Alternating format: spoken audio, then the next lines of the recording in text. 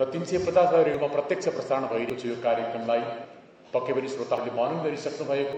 आदरणीय पुष्पकमल दाहाल प्रचण्डले जुन कुरा उद्घोष गर्नुभयो, यी कुराहरू फेरि पनि यहाँ बुलन्द भएका छन् समृद्धिको पाइलासँगै। अब हामी हाम्रो कार्यक्रमको अन्तमा आइसकेका छौँ। मलाई के लाग्छ भने आज यो समारोहलाई मात्रै बढी आकलन गरेर भन्दाखेरि 3 जनाको भाषण ज्यादै पिन र साइलेन्स हुने गर्छ। एउटा त ऋषि धमा, जसको भाषण सुन्न साह्रै सबैजना तयार रहनुहुन्छ, हामी सबैलाई थाहा भएको कुरा। अर्को अघि पनि हामी भाषण सुन्न साह्रै तयार रहन्छौँ, क्लियर प्रष्ट वक्ताको रूपमा, यसमा कुनै क्लियरिटी बाँकी नराखिकन प्रष्ट कुराहरू राख्नुहुने प्रचण्डको भाषण पनि त्यत्तिकै सुन्दर हुनेछ र सुन्ने श्रोताहरू पिन र साइलेन्स मेकिङ गर्नुहुन्छ। र सम्माननीय प्रधानमन्त्रीज्यूको भाषण त युट्युबमा भाइरल भइरहेको छ। हामीलाई थाहा छ युट्युब भाइरल हुनु मात्रै ठुलो कुरा होइन, तर सम्माननीय प्रधानमन्त्रीज्यूले जुन विषय र विचारहरू उच्चाटन गर्नुहुन्छ, बिस्तारै सनै कन्था सनै पन्था सनै पर्वतलङ्घन, बिस्तारै गुणा गङ्गा हिँड्दै जाने, एक दिन पर्वत झ्वाटै निकाल्ने योजना छ उहाँको। त्यो योजना हामी बिस्तारै उहाँका भाषणहरू सुन्दै जान्छौँ। अब म यहाँको आजको यो कार्यक्रमको विशेष आकर्षण, आजको यस समारोहका प्रमुख अतिथि सम्माननीय प्रधानमन्त्री केपी शर्मा ओलीज्यूलाई आफ्नो स्वागत मन्तव्यका निमित्त हार्दिक अनुरोध प्रस्तुत गर्दछु।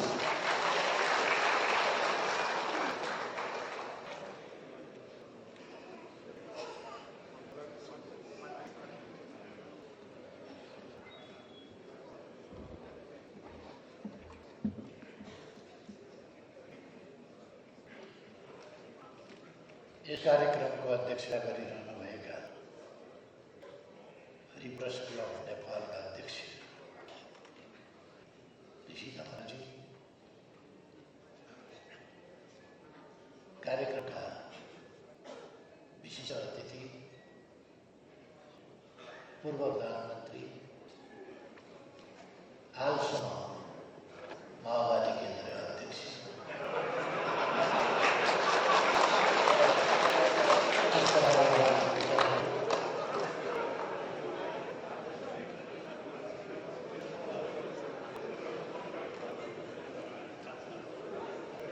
राष्ट्रिय सम्मानीय अध्यक्षज्यू, प्रमुख निर्वाचन आयुक्तज्यू, Excellency Ambassador of India to Nepal and representative of Chinese Embassy, माननीय ज्यूहरू, आज प्रस्तुत हुने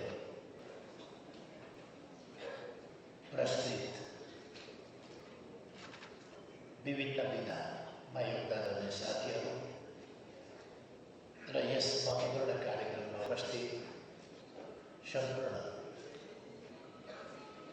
म यसो हेर्छु विशिष्ट व्यक्तित्वभन्दा अलग कोही हो।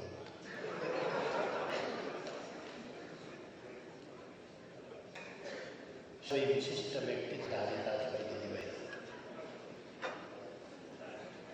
सबभन्दा पहिले त म आजको सन्दर्भ अनुसार रिपोर्टर्स क्लब नेपालले 20 वर्ष पुरा भएको छ। यस सन्दर्भमा बधाई दिन चाहन्छु रिपोर्टर्स क्लब नेपाललाई, शुभकामना दिन चाहन्छु आगामी दिनमा थप सफलताका लागि।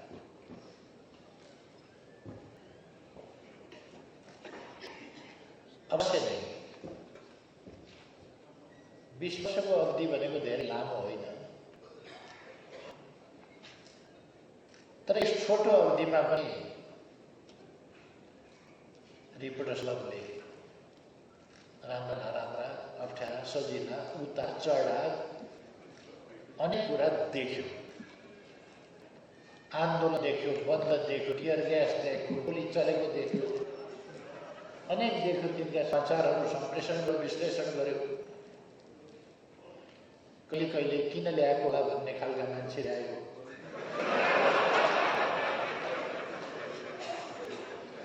पत्रकारिताको आफ्नो खालको निभायो।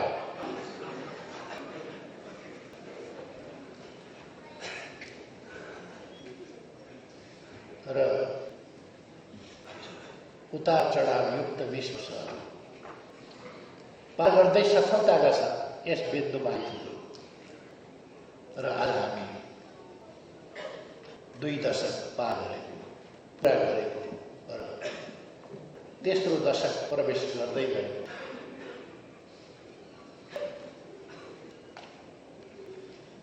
युवा ऋषि धवलाको नेतृत्वको युवा बनिसकेको रिपोर्टर्स क्लबको समयमा छौँ। 21 वर्ष लागेको भने त युवा भन्नु पर्यो। अब युवा पहिले अलिक सुरुमा गल्ती गर्न मिल्थ्यो भने, अलिक किशोरावस्था थियो भन्न मिल्थ्यो भने अब अलिक मिल्दैन। अब 21 वर्ष भनेपछि अलिकति गल्ती गर्नै मिल्दैन। त्यो उमेरमा प्रवेश गर्नु मैले विश्वास लिएको छु अझ ठुलो योगदान रिपोर्टर्स क्लबले आगामी दिनमा गर्नेछ देशका लागि, जनताका लागि। आज विभिन्न व्यक्तित्वहरू सम्मानित हुनुभएको छ।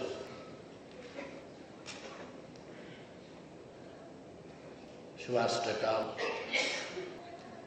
शम्भु श्रेष्ठ जस्ता पुराना स्थापित पत्रकारिता क्षेत्रका मूर्धन्य नामहरूले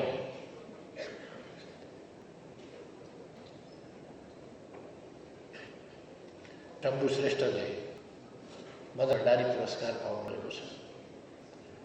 म शम्भु श्रेष्ठलाई हार्दिक बधाई भन्न चाहन्छु। धेरै धेरै बधाई छ र धेरै धेरै शुभकामना छ। यस्तो पुरस्कार पाउँदै जानुहोस्। सुभाष ढकालले गिरिजाप्रसाद कोइराला पुरस्कार प्राप्त गर्नुभएको छ। म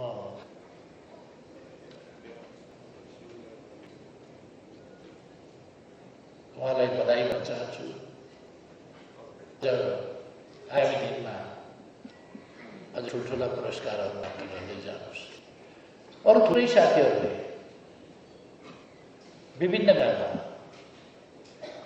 विभिन्न ढङ्गले योगदान गरे बापत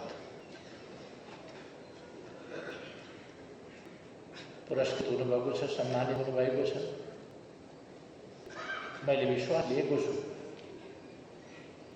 कामको उचित मूल्याङ्कन भएको छ र उपयुक्त पारेर अरू सम्मानित हुनुभएको छ। म उहाँहरूलाई हामी सबैको तर्फबाट बधाई भन्न चाहन्छु, शुभकामना भन्न चाहन्छु। तपाईँहरूको आगामी दिन अझ बढ्ता आफ्ना विधामा, आफ्ना क्षेत्रमा योगदान गर्न सफल रहोस्, सफल हुँदै जानुहोस्। शुभकामना।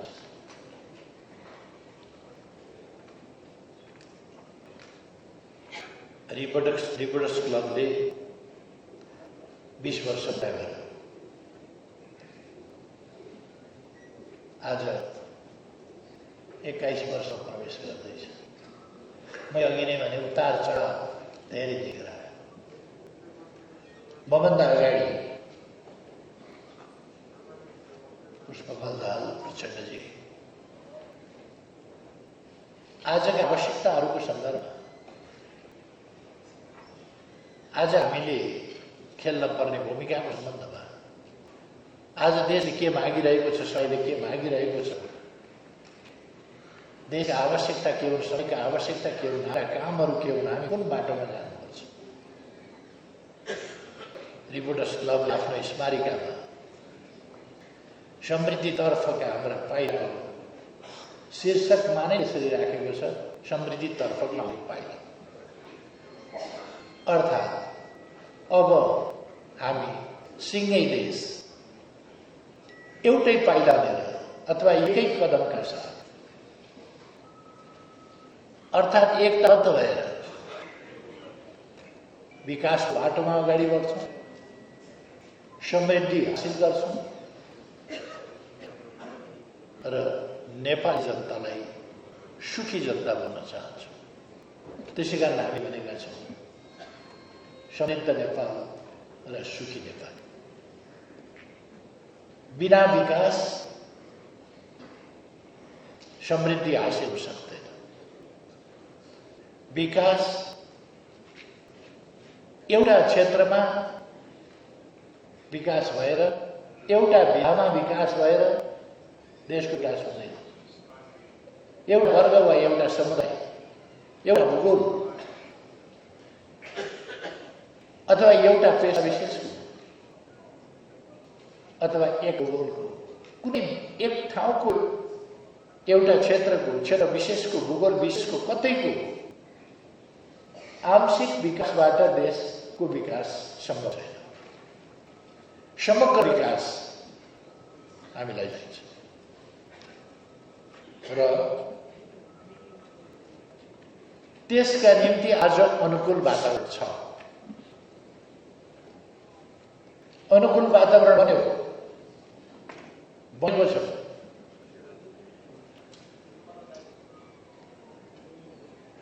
अब हामीलाई विकास गर्न व्यवधान पुर्याउने कुनै पनि कुरा हामीलाई मान्य हुन सक्दैन। हामीलाई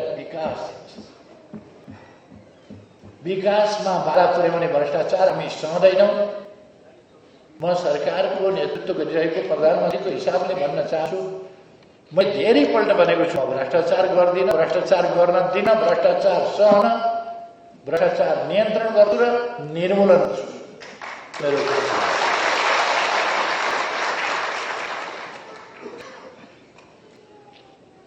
एउटा कारण थियो। अर्को, हामी अन्धाधुन्द हिँडिरहेका छैनौँ। हामी ढुङ्गा टिपेर फ्याँक्ने, जहाँ खस्छ त्यही मेरो निशाना थियो भन्ने काम गरिरहेका छैन। हाम्रो निर्दिष्ट गन्तव्य छ, लक्ष्य छ। त्यो लक्ष्य हामी निर्धारण गर्छौँ। त्यस लक्ष्यमा पुग्नका लागि के बाटाहरू, विधिहरू, नीतिहरू, कार्यक्रमहरू, उपायहरू, तरिकाहरू, साधनहरू, स्रोतहरू, माध्यमहरू के प्रयोग गर्नुपर्छ त्यो तय गर्छ। त्यसरी अगाडि बढ्छ। अन्धाधुन्द हिँड्दै जाउँ, जहाँ पुगिएला होइन। हाम्रो निर्दिष्ट गन्तव्य छ। देशले के महसुस गर्ने ठाउँमा पुर्याइने छ भने यो वामपन्थी नेतृत्वको सुदृढ सरकार बनाउन ढिलो गरेछ। यो सबैलाई मनमा लाग्ने, बुझ्ने गरी त्यो अनुभूत हुने ठाउँमा पुर्याइनेछ। हुन त केही मान्छेहरू भन्छन् यो कम्युनिस्ट नेतृत्वको सरकार अधिनायक भन्छन्, भन्ने बाध्यता पनि छ। आउँदैन भन्नेहरू पनि छन् त्यसमध्ये। त्यो आउँदैन भन्नेहरूले किन आउँदैन भने ल्याउँदैनन् होइन, ल्याउन सक्दैनन्, त्यसकारण आउँदैन भन्छ। अथवा मनसाय माथि चाहिँ हँदैछ त्यहाँ पनि। आउँदैन नेपालमा अब अधिनायक आउँदैन भन्नेहरू पनि। तर किन आउँदैन भने ल्याउँदैन भने ल्याउन सक्दैनन्, त्यसकारण आउँदैन। ल्याउन सके पो यिनले सक्दैनन्। हामी सक्छौँ भनेर तानाशाही ल्याउन त जाँदैन, अधिकारवाद ल्याउन त जाँदैन। लोकतन्त्रका निम्ति हामी लडेका छौँ।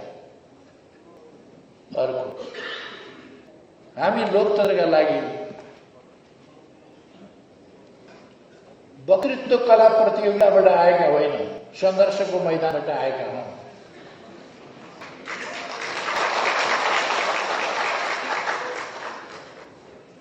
तर्क हुन्छ नि, डिबेट जितेर होइन, सङ्घर्षको मैदानबाट तानाशाहीलाई पराजित गरेर आएका हौँ हामी। त्यसकारण लोकतन्त्र हाम्रो आदर्श। कम्युनिस्टहरू तानाशाही हुन्छन् भनेर चिलेमा आइन्देलाई गिरफ्तार गरेर हत्या गरेर लोकतन्त्रले भन्नेहरूले चिलेलाई तानाशाहीमा पनि लगे, गरिब पनि बनाए, पछाडि पनि पारे। आइन्देलाई लोकतन्त्रले निमोटिदियो। लोकतन्त्र निमट्दा कम्युनिस्टको आउबुझी देखाउने थियो। शुक्रको हत्या गरेर स्वार्थले 32 वर्ष शासन गर्दा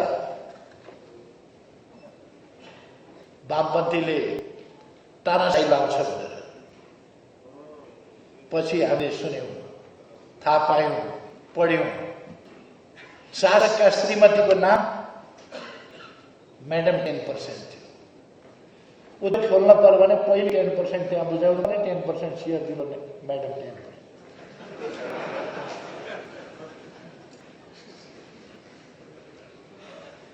यहाँ पनि यो म्याडम 10% का श्रीमानहरू बल्ला हो।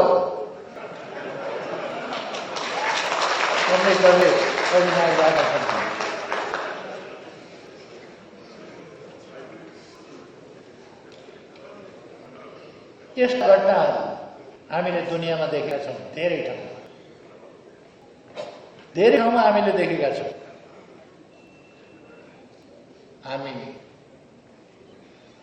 लिप सर्भिस गरेर व्यवहार देशका लागि, जनताका लागि, जनताका अधिकारका लागि, सैद्धान्तिक अधिकार मात्रै होइन, राजनीतिक स्वतन्त्रताका हक मात्रै होइन, समग्र सामाजिक जीवन क्षेत्रमा ती अधिकार अवसरको उपलब्धतासम्म पुग्नुपर्छ। सम्पूर्ण अधिकारमा समानता र अधिकारसम्म पुग्ने सामर्थ्यको अभिवृद्धि या अवसरको उपलब्धता, त्यो समेत हामीले लोकतन्त्र राजनीतिक मात्रै होइन, सामाजिक, आर्थिक, सांस्कृतिक समेतको लोकतन्त्र, सम्पूर्ण समग्र लोकतन्त्र, सिङ्गै जनताको जीवनमा परिवर्तन आउने लोकतन्त्र। कोही पनि धनी गरिब बनेर, धनी र गरिब धन धेरै कमाउनु ठिक छ, गरिब भएर मान्छे भोकै मर्न पाउँदैन, त्यो भन्ने बित्तिकै केहीको मन भतभत पोल्नुपर्ने किन? कोही पनि खाना खाएर मर्न पाउँदैन भन्ने बित्तिकै छटपटाउनु पर्ने किन? हिजो हामीले श्वेत पत्र जारी गर्यौँ। श्वेत पत्रमा यहाँहरूले सुन्नु, देशको अर्थतन्त्र अत्यन्त नाजुक अवस्थामा छ, तर पनि मैले तीनवटा कुरा घोषणा गरेको छु। एउटा, यस्तो प्राकृतिक रूपले उर्वर देशमा अब कोही भोकै पर्दैन, कोही भोकै पर्नु पर्दैन र यस देशमा कसैले भोकै मर्न पर्दैन, मर्न दिँदैन। जनता भोकै पऱ्यो, देशका मन नबोल्ने सरकार यस देशमा छैन। अब जनता भोकै छ, भोकले मर्दैछ भन्दाखेरि मन पोल्ने सरकार छ र त्यो भोकै मर्न नदिने जिम्मेवारी बोध गर्ने छ। हामी हरेक वर्ष सुन्छौँ हिउँदमा तराईमा जाडोले कोठाङ्गी लिएर मान्छे मर्यो, मान्छे जाडोले मर्दैछ। सरकार छ कि छैन थाहा छैन। अहिले म देशको प्रधानमन्त्री छु र म भन्दैछु, अब नेपालमा जाडोले पठाङ्गेर कोही पनि मर्न पाउँदैन, शीतलहरले तडपिएर कोही पनि मर्न पाउँदैन। सरकार छ यिनको यहाँ यो देशमा। कम्बल नपाएर, एउटा कम्बल उड्न नपाएर शीतलहरले मर्ने त्यो स्थिति नेपालमा नपर्दैन हुन सक्छ। कतिको मनमा यो कुरा सुन्दा सुन्दै पत पोल्यो होला। आउने नै हो, मानसाही त आउनै हो। अधिनायकवादै ल्याउने मान्छे मर्न नपाउने, कोठाङ लिन नपाउने, भोकै मर्न नपाउने, भोकले तडपिन नपाउने अधिनायकवाद ल्याएरै छोड्ने। यो अधिनायकवाद ल्याउने लक्षण सुरु हुन्छ।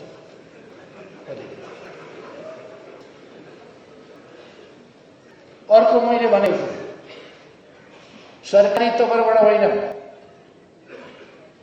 सञ्चारकर्मी मित्रहरू भन्न चाहन्छु, अरू सबै प्रबुद्ध साथीहरूलाई भन्न चाहन्छु, हाम्रो देशमा त्यति पढे लेखेका मान्छे छ नि, निरक्षर कोही छैन। म पनि कलेज जा नै, कलेज जा भनेको पढ्न लेख्न जान्ने।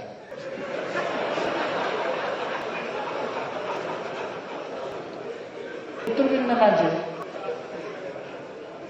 सरकारी कागजपत्रमा सालेको भन्ने हुन्छ, त्यो सालेको भन्दा मैले कलेज जा भने यत्रो कमसेकम किन पढे लेखे मान्छे भनौँ भने फेरि जब छैन होला के छैन होला समस्या होला नि त्यस कारण कमसे कम त्यो यत्रो बिघ्न पढे लेखेको मान्छे छ फेरि पनि बालिका स्कुल गएको छ किन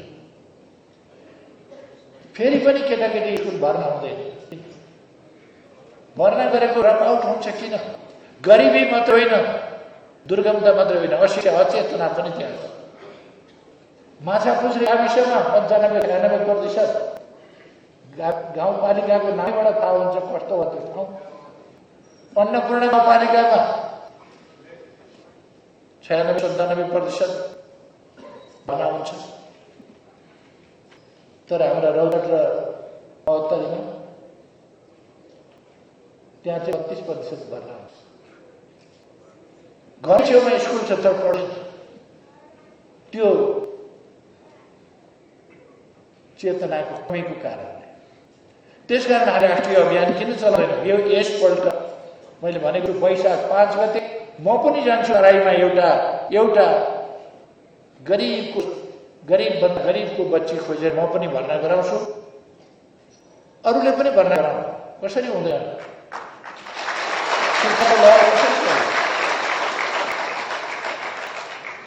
धेरै मान्छे हुनुहुन्छ स्वस्थानी व्रत कथामा जस्तै म भन्न चाहन्छु जो जहाँ पुग्न सकिन्छ यस वर्ष हामी हरेकले एउटा बच्चा यसो खुला समाजतिर स्कुल लगेर भर्ना गरौँ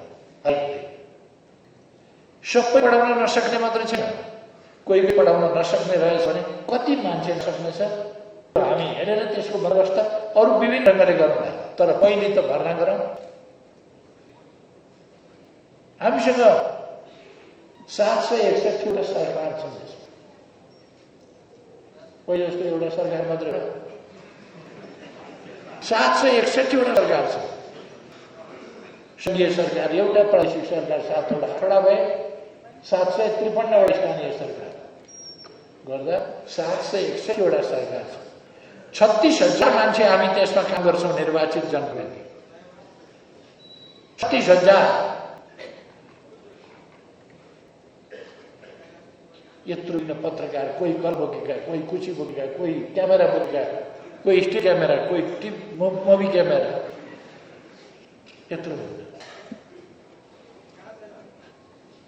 यत्रो विघ्न संस्था छ यति धेरै उद्यमी र व्यवसाय छन् यति धेरै समाजसेवी छन् यति धेरै कलाकार छन् यति धेरै गाउने छन् यति धेरै नाच्ने छन् यति धेरै फिल्म बनाउने छन् यति धेरै साहित्यकार छन् कथाकार छन् अनेक यति धेरै राजनीतिक छन् जनसङ्गठन छन्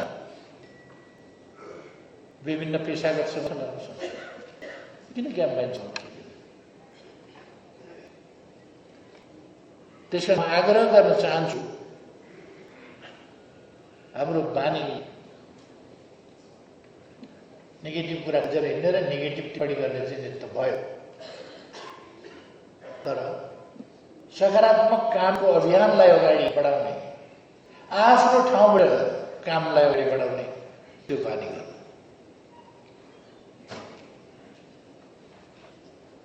आज पनि हामी कहाँ यत्रो परिवर्तन आयो देशमा राजनीतिक परिवर्तन मात्रै होइन यो समग्र परिवर्तन आएको छ सामाजिक परिवर्तन आएको छ सामाजिक जागरणको क्षेत्रमा राजनीतिमा जनसहभागिताको निर्णायक ठाउँमा जनसहभागिताको महिला सहभागिताको सामाजिक क्षेत्रका विभिन्न पक्ष तह तहकाहरूको भूगोलहरूको सहभागिता पछाडि परेका हिस्साको सहभागिता उथल यत्रो आएको छ हामीले संरचनागत परिवर्तनहरू गरेका छौँ यत्र परिवर्तन आएको छ यो परिवर्तन यस परिवर्तनलाई हामी के लागि प्रयोग गर्छौँ अनि हाम्रा निकायहरू हाम्रा संरचनाहरू यिनीहरूको काम नै विकास हो यिनीहरूको काम जनतालाई सेवा उपलब्ध गराउने हो सेवा दिने जनतालाई भ्रष्टाचार नियन्त्रण गर्ने हो आफू नगर्ने हो अरूलाई नियन्त्रण गर्ने हो र विकासका योजना बनाउने हो त्यो योजना अनुसार विकास कामलाई अगाडि बढाउने सुशासन र विकासको माध्यमबाट समृद्धिका लागि सारा देश एकजुट, सम्पूर्ण क्षेत्रमा विकास, कृषिको आधुनिकीकरण, व्यावसायिकीकरण, कृषि क्षेत्रमा विज्ञान प्रविधि, आधुनिक सञ्चार सुविधा आदिको यसभित्र प्रयोग, त्यसलाई आधुनिक ढङ्गले कसरी लान सकिन्छ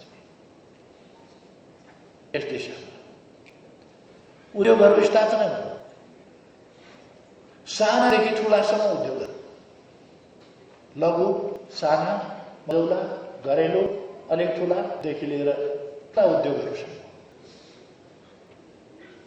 तर अब नेपाल अलिकति फरक ढङ्गले अगाडि बढ्छ। बिस्तारै हामी रासायनिक मलका कारखाना होइन, अब जैविक मलका कारखाना, अब फरक ढङ्गले होइन, हामी हिजोको तरिकाले होइन, नयाँ ढङ्गले। अब नेपाल अर्ग्यानिक नेपाल, अब नेपाल ई नेपाल, अब नेपालको प्रशासन ई गभर्नेन्सको हिसाबले हाम्रा सामाजिक क्रियाकलाप, मौद्रिक क्रियाकलाप, व्यावसायिक क्रियाकलाप सबैलाई आधुनिक ढङ्गले, खालि उद्योगमा मेसिन मात्रै होइन, हरेक कुरामा नयाँपन, हरेक कुरामा आधुनिकता, हरेक कुरामा आधुनिक विज्ञान र प्रविधि, उत्पादन वृद्धिका लागि विज्ञान प्रविधि, विकासका लागि विज्ञान र प्रविधि, आधुनिकताका लागि विज्ञान प्रविधि र हामीले पछौटेपनहरूका विरुद्ध आधुनिकता समाजमा बढाउँदै लाने। एउटा कुरा मान्छेहरूमा अलिकति कन्फ्युजन छ। फेरि मैले यसो कहिले हेर्छु केही विद्वानहरूका आधुनिकता भन्ने बित्तिकै तर्सिन्छ, आध्यात्मिकता भएन, यो भएन, त्यो भएन। प्रश्न, आध्यात्मिकता भनेपछि त्यसभित्र मानवीयताका अरू पक्षहरू हुने, बौद्धिक भनेपछि सामाजिक प्रबन्ध तिथिहरू नहुने हो र, आधुनिकता भनेपछि त्यस्तो नहुने हो र, त्यसलाई विरोधाभासी ढङ्गले लाने होइन। आध्यात्मिकता आफ्नो आस्थाको, वैयक्तिक आस्थाको, विकासका निम्ति आधुनिकता। ध्यान गरौँ, भगवान मान्न कसैले रोक्दैन। ध्यान गरौँ, भगवान मानौँ, जसलाई जुन मान्न मन छ त्यो मानौँ। विष्णु राम्रो लाग्छ कि शिवजी शङ्कर राम्रो लाग्छ कि अरू नै भगवान राम्रो लाग्छ कि भगवान राम्रो नलागेर भगवती राम्रो लाग्छ कि मान्न पाइ पुनः पाइए। तर विकासका नाममा हामी आधुनिक विज्ञान र प्रविधिको प्रयोग गर्छौँ र देशलाई अगाडि बढाउँछौँ। आज जनतामा सार्वभौमसत्ता आइसकेपछि, सबै कुरा अगाडि गइसकेपछि, एक भइसकेपछि फेरि अब अघि नै प्रचण्डजीले राखिसक्नु, म लाभ भन्न चाहन्छु। फेरि आज शौकका लागि कसैले बडा सिद्धान्तवादी भएर कहाँका कुन थोत्रा किताब पढ्छन् मान्छे, सिद्धान्तवादी भएर कोही क्रान्तिकारी पल्टेछन्। त्यसका निम्ति चुतली बम सिद्धान्त हुन्छ। मार्क्सवादको पुँजीमा कतै देखाइदियो चुतली बम सिद्धान्त भयो। नचाहिने कुराका पछाडि कुदेका छन् मान्छेहरू। यो उचित होइन, अबको समयमा यो उचित होइन। चन्दा उठाउनका लागि सिद्धान्त क्रान्तिका गफ दिने। अर्को कुरो, म केटाकेटी खेल नगर्न, यो विप्लव समूह के भन्छ नि, त्यसलाई भन्न चाहन्छु। केपी ओलीले वारेन्ट गरेको अब एउटा ठट्टा मजाक पनि नि।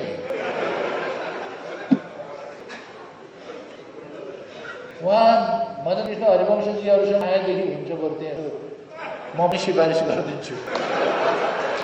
मजाक गरेर आउनुहोस्, त्यो हुन्छ नि प्रहसन कार्यक्रमहरूमा ध्रुव सुन्तलीलाई पनि भन्नुहुन्छ आउने हो। प्रेरणालाई वारेन्ट कुनै कुन गाउँमा चाहिँ आउनु, 7 दिनभित्र हाजिर हुन।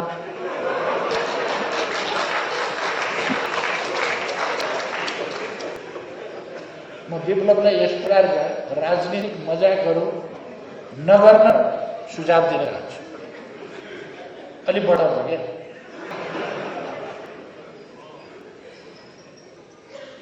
म के भन्न चाहन्छु भने अब देश यता कुरामा अल्झिँदैन। देश सुशासन र समृद्धिको बाटोमा अगाडि बढ्छ यस्ता कुरा भन्न लिँदैन। अहिले पनि केही तत्त्वहरू बाटामा नारा हिँडेको छ।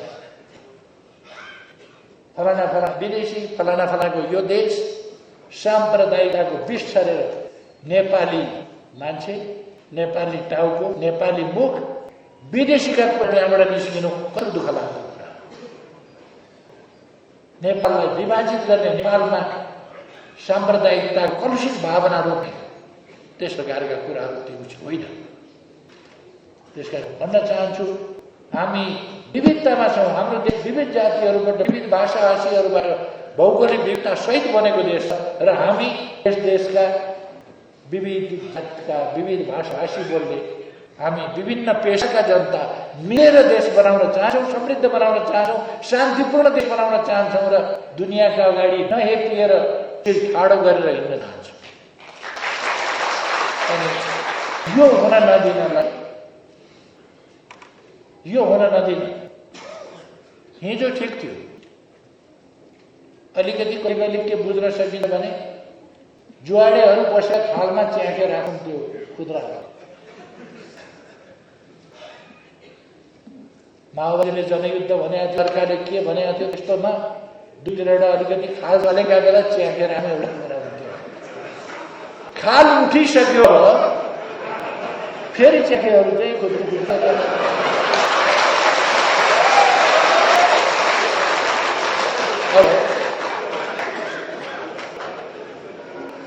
खेल नभएपछि, खाल नभएपछि च्याखेको खेल हुँदैन क्या। त्यसकारण च्याखेहरूलाई म भन्न चाहन्छु यो बन्द गर्नु। सरकारले यस प्रकारका कुराहरूलाई मैले भन्नुपर्छ। यो देश एकता, यस देशमा शान्ति, किनभने समृद्धि चाहिन्छ। सामाजिक सद्भाव खलबनिन दिइँदैन। विघटनका लहरबाजी गर्ने देश टुक्र्याउँछु भन्दै हिँडेर देश टुक्र्याउँछ भन्ने, देशको सार्वभौमता संसारको कुन देशले सहन्छ? यो सदैव बडो बलिदानपूर्ण सङ्घर्षबाट लडेर बनेको, इतिहासको क्रममा बनेको, सधैँ स्वाधीन र स्वाभिमान रहेको देश टुक्र्याउँछु भन्ने यस प्रकारका क्रियाकलाप सही हुन सक्दैन। त्यसकारण म आग्रह गर्न चाहन्छु यस्ता कुराका पछाडि नलागौँ, एकजुट भएर अगाडि। अर्को म भन्न चाहन्छु कुन कुन कलरबाट कहाँबाट यस्तो आइराखेको छ, कुन तारबाट कहाँबाट यो स्विच कहाँ छ यसको, यतातिर यो जुन अलिअलि आवाज ट्याउ ट्याउ टुटुको आउँछ त्यो कहाँबाट आइरहेको छ, यो कहाँको, त्यो हामी हेर्छौँ। हामी सबैलाई भन्न चाहन्छौँ नेपालीहरूलाई नेपाली भएर बस्न दिनुहोस्। नेपाल एकताबद्ध हुन चाहन्छ र समृद्धितर्फ जान चाहन्छ। जति गरिब भयो भयो, अब हाम्रो पासपोर्ट यसो देखाउँदा नेपाल भनेको लेखेको देखेपछि जानुहोस् प्रश्न मान्छे त्यो ठाउँमा हामी नेपाल बनाउन सक्छौँ।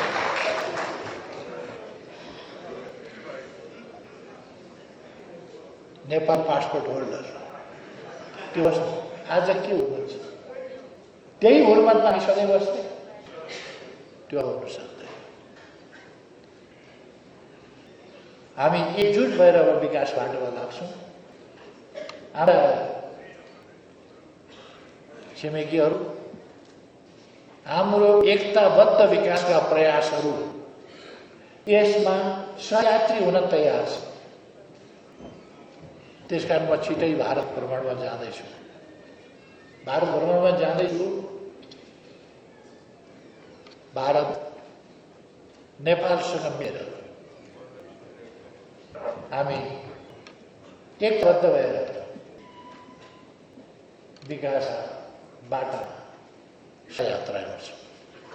नेपाल विकासमा भारत सहयोगी भूमिका रहन्छ र त्यसकै लागि म अझ बढ्ता हाम्रो सम्बन्धलाई मधुर बनाउन भारतमा जाँदैछु। त्यसै गरेर चीनसँग हाम्रो मित्रता अत्यन्तै राम्रो छ। चीन हामीलाई सहयोग गर्न तयार छ। भारतले पनि सहयोग छ, चीनले पनि सहयोग छ।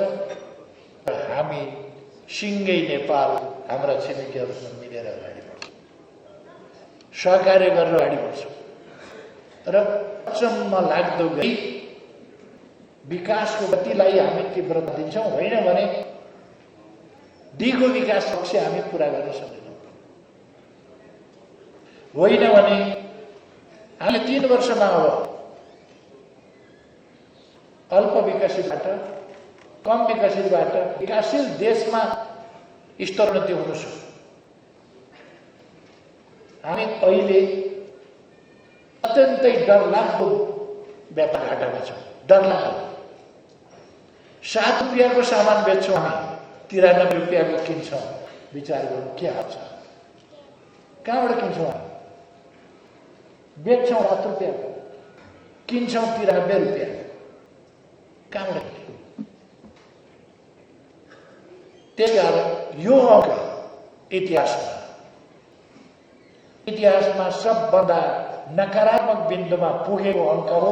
एक अङ्कलाई हाम्रा सन्ततिले सुन्नु पर्दैन, धेरै पनि होइन, केही समयदेखि नै यो काम हामी गर्छौँ। यसै गरी व्यापार असन्तुलन, यस्तै गरी व्यापार घाट विप्रेषणबाटै देश चलाउने हाम्रा युवाहरू गएर यसैबाट भइरहेको छ। उमेर छैन खाडीमा, बुढो भएपछि देशमा अनि पाल्ने कुनै यो परिस्थितिमा हामी परिवर्तन ल्याउँछौँ। केही वर्षभित्र त्यसका निम्ति योजनाका साथ गर्छौँ। म सञ्चार जगतलाई आज म यी कुराहरू किन भनिरहेको छु भने यो रिपोर्टर्स क्लबको 20 वर्षको यात्रा पछि आज जुन ठाउँमा हामी आइपुगेका छौँ, अब हामी कसरी अगाडि बढ्नु छ म सिधो सञ्चार जगतलाई भन्न चाहन्छु। हामीले आजको परिस्थिति बुझ्नु पर्यो, हामी के गर्न चाहिएका छौँ त्यो कुरा बुझ्नु पर्यो र त्यसअनुसार हामी एक ढिक्का भएर अगाडि बढ्नु पर्यो। एउटा मैले माग गरेको छु, संलग्नता भन्दा सबै ठुलो हो। आज संलग्नता भन्दा राष्ट्रिय आवश्यकता ठुलो हो। मेरो दलभन्दा देश ठुलो हो। मेरो पार्टी कार्यकर्ता भन्दा जनता ठुलो हो र अलिकति सानो स्वार्थभन्दा देश विकास ठुलो। त्यसका लागि कुनै संलग्नताले हामीलाई छेक्न हुँदैन। हाम्रो राष्ट्र निर्माणको यस अभियान नयाँ र समृद्ध नेपाल, सुशासनयुक्त नेपाल निर्माणको अभियान रोक्न हुँदैन। अब सञ्चार माध्यमलाई म भन्न चाहन्छु, 20 वर्ष पुगेको अवसरमा सञ्चार माध्यममाथि कुनै प्रकारको अनुचित लगाम, ठिचो दबाव, भेदभाव के हुन्छ कि भन्ने कहीँ कतै विभिन्न प्रकारका कुप्रचारहरूको हल्ला चलिरहेको छ। त्यसको प्रभाव कतै परेको छ भने, त्यो दुष्प्रभाव छ भने म भन्न चाहन्छु त्यो दुष्प्रभावबाट मुक्त हुनुहोस्। तपाईहरुलाई कसैले भेटेको छ भने त्यो भेदो झार्न म यहाँ उभिएँ।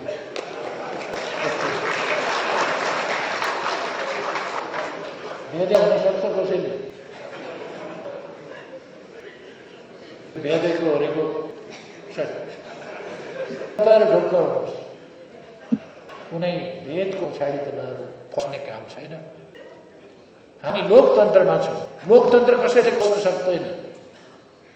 लोकतन्त्र नेपाली जनताको लामो समयको बलिदानपूर्ण सङ्घर्षको प्रतिफल, त्यस उपलब्धिबाट आएको थियो।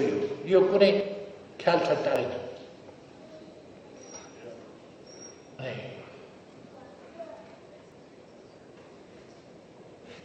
म कुनै पार्टीलाई गाली गर्न चाहन्छु, कुनै पार्टीतिर सङ्केत गरेर पनि केही भन्न चाहन्छु।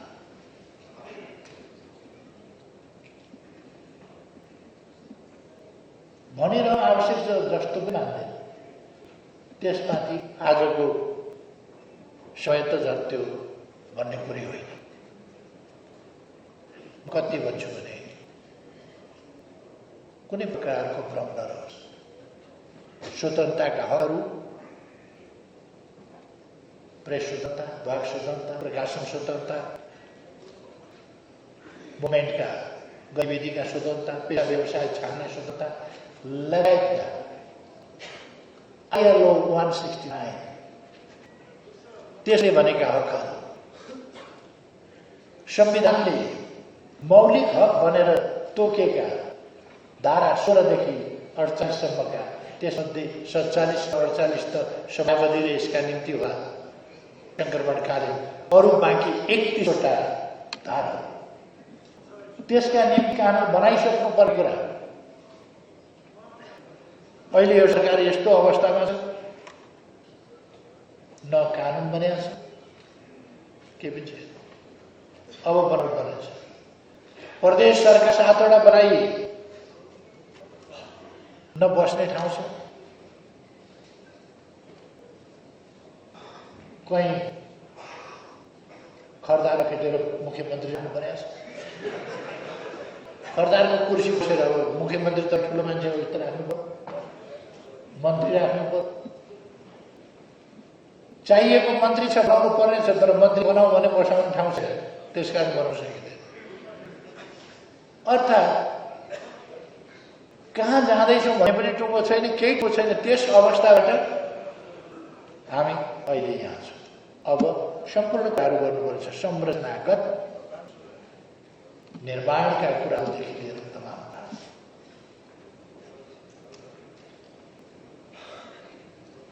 मैले पुनर्निर्माण प्राधिकरणको परामर्श समितिको बैठक 2टा गरेको थिएँ।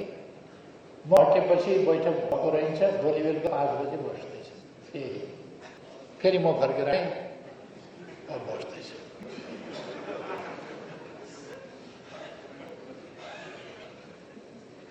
कति सिंहदरबार जानुभएको छ थाहा छैन। सिंहदरबारमा उहाँ पर गर्छ, वरपर फलामका डन्डी गाडेको छ। त्यो तल फेरि रेट्रो फिटिङ यस्तो हुँदो रहेछ भन्ने पर्ला। त्यो कुनै रेट्रो फिटिङ सिटिङ होइन, त्यो अर्थकै फिटिङका लागि भएको। त्यसले केही गर्दैन, केही गरेको छैन। त्यसले न घर जोगाउँछ, न घर जोगाउने कुरासँग त्यसको केही मतलब छ, के पनि छैन। किन गाडेका हुन् त्यो पनि थाहा छैन। 10 फिट पर, 15 फिट पर, 20 फिट पर घर छ, पर खामा गाडेर घर चलाएको छ। त्यो केही लड्न लाग्यो भने कहिले ए छ है भन्छ नि मान्छेले आत्तिएर। त्यो फलामका डन्डी 20 फिट पर, 25 फिट पर फलामका डन्डी देखाउँदा घर अडिन्छ। एउटा क्याम्पेन सुरु गरेको थियो 72 साल फागुन 4 गते। मै बनाउँछु मेरो घर भनेर हामी नेपालीहरूले थाहा भनेर जहाँ पुगेको थियो त्यहीँ रहेछ, त्यहीँ छ। सबै कुरा त्यहीँदेखि अगाडि बढाउँछ, तर बढ्छ। हामी अब दुःखका गीत मात्रै होइन, समृद्धिका प्रयास र सफलताका कहानीहरू अनि सफल कसरी हुने उपलब्धिका कहानीहरू तीमा प्रतिस्पर्धा गर्छ।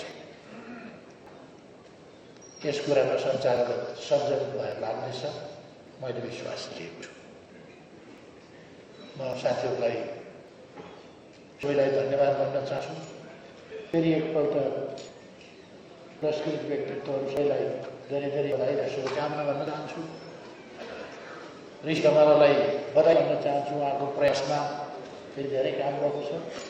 रिपोर्टर्सका बधाई पात्र छ। सफलताका 20 वर्ष पार गरेर 22 वर्ष प्रवेश गरेको छ। हामीलाई पनि हाम्रो बोलाउनुभयो, आमन्त्रण गर्नुभयो। सबै साथीहरूलाई धन्यवाद सहित आयोजक संस्थालाई धन्यवाद र शुभकामना भन्दै बैठक गर्छु। धन्यवाद। आजको यो समारोहका प्रमुख अतिथि सम्मानीय प्रधानमन्त्रीज्यूले आफ्नो सार्वजनिक मन्तव्य आजको यो समारोहमा शुभकामना